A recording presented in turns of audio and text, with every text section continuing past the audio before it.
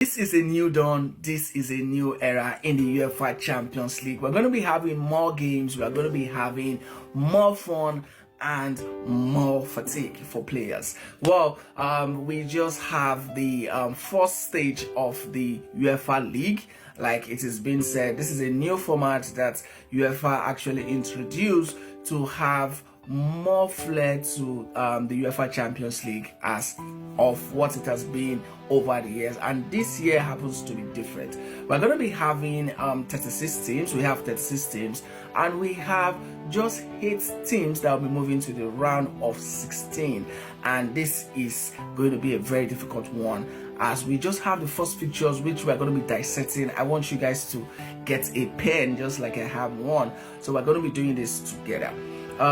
We have Juventus played against PSV and the scoreline was 3-1. We have Young Boys against Aston Villa. Aston Villa was very great.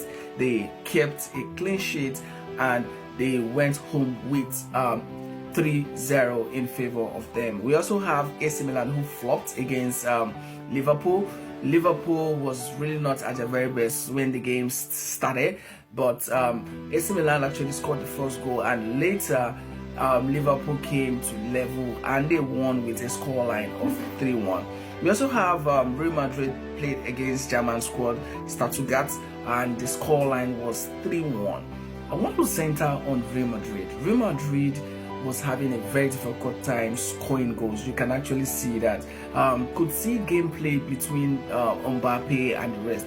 This is one thing I say: when you have too much stars in a particular squad, it becomes very difficult. And I stand to be corrected. Every player wants to shine because remember, they want to have fans chanting the name, and the Ballon d'Or belongs to just one person, not a team. So everybody are fighting for themselves, and like I do say, Mbappe is a very selfish player.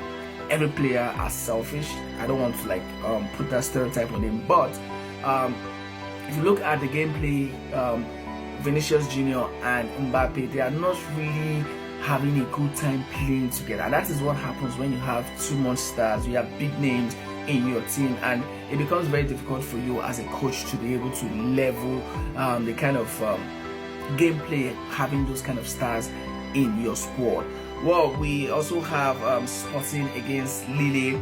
Sporting trashed the France side, that is Lille, to go home with 2 goals, and they kept a clean sheet. The most hilarious match for me was Bayern Munich D Zagreb. D Zagreb came to Bayern Munich and Bayern Munich demolished them. Harry Kane, who has not really been up and doing, especially coming from the Euro, actually shined in this particular match. He had a double goal as he scored 4 goals, and it took them 19 minutes for them to be able to break this deadlock. And if I was not mistaken, I'm not even mistaken, because they disallowed 2 goals. If those goals actually stand, the scoreline right now will be 11-2.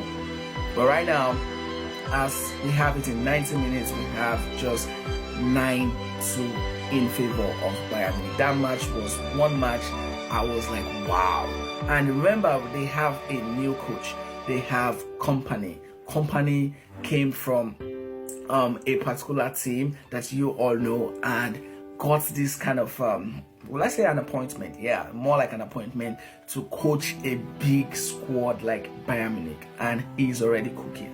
Guys, this is just the first phase of the UEFA Champions League, and we're having this result. Almost all of them scored more than 3 goals. Only Sporting, who just scored 2 goals. The rest scored at least 3 goals. Tomorrow happens to be yet another fixtures, and also on Thursday happens to be another fixtures. What do you think about this new era of the UEFA Champions League? Do you think it's going to be an interesting one? What impact do you think it's going to have on players? But because from my own side, I feel we're going to be having more players go into injuries because there are going to be more matches that will be played by them. There will be so many players going into fatigue due to having to play more match and having less time to even rest or even train. Well, I'm going to be leaving this, and let me know what you think about this particular outcome, and drop your predictions. Who do you see that are going to be part of the first 8 that will be qualifying to the round of 16 in this new era of the UEFA Champions League 2024-2025? I'll be seeing you guys in the next